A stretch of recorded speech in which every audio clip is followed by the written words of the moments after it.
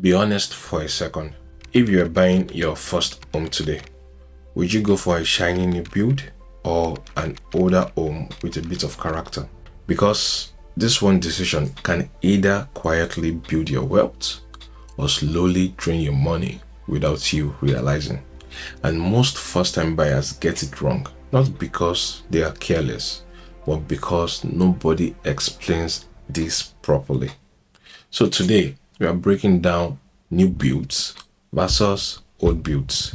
Not the surface level stuff you see online, but the things that actually matter long term.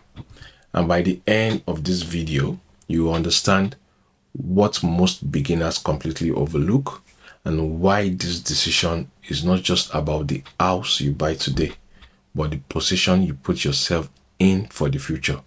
Let's get into it. Let's start with the new builds. This is usually where first-time buyers are drawn to first, and I get why. Most people love new builds. Everything is brand new. The kitchen, the bathroom, electrics, everything new. No previous owner, no wear and tear. The layout are modern, they are energy efficient, and for the very first few years, maintenance feels very minimal. The peace of mind is attractive. But some developers even throw in incentives, things like help with legal fees, upgrades, or deposit contributions. On the surface, it feels like a great deal. But here's the reality. New does not always mean perfect. Snagging issues are still very common: leaks, badly fitted units, unfinished details. You still need inspection even on a brand new home. Location is another big one. Many new builds are on the outskirts of town, and that can mean longer commutes, fewer transport links, and limited amenities in the early years. And then, which is the biggest one for me, quick pause, hit subscribe, and join a community of property investors that are getting insider knowledge that most people pay thousands for. The next video might just be the breakthrough that you need. Don't miss it. Hit subscribe now. There's the price. New build often come at a premium compared to older homes nearby.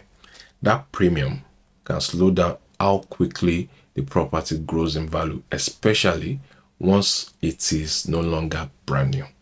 So yes, it looks great on day one, but long term, you need to ask yourself if it still makes financial sense. Now let's talk about older homes. This is where a lot of opportunity hides. Older homes usually reflect true market value. That means you have some room to negotiate. And for first-time buyers, negotiating well can change everything.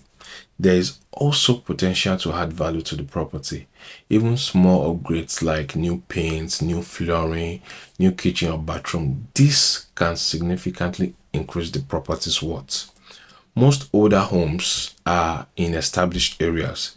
They get matured garden, all very nice landscapes, better transport links, nearby schools, shops, and you have a real sense of community in the area.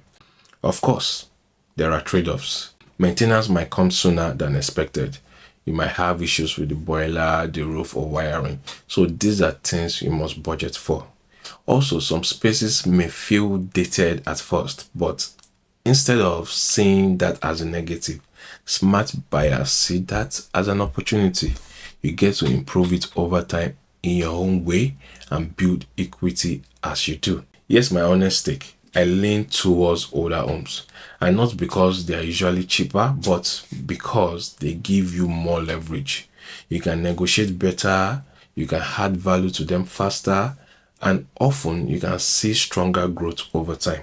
For first-time buyers who want their first home to work for them financially, that really matters. But this is not all about my preference. This is not one size fits all answer. Your lifestyle, your budget, your location, and your long-term goals should decide this, not your emotions, not the shiny finishes, not pressure from anyone else. Here's what I want you to remember. Your first home is not just a place for you to sleep. It's usually your first serious financial decision. And when you choose with clarity instead of emotion, you put yourself ahead of most people without any more or you working harder. So slow down and ask yourself better questions. Think long term. So there you have it. I hope this helped. Share with as many people as you think would need to see this. Again, like and subscribe to the channel. See you in the next video.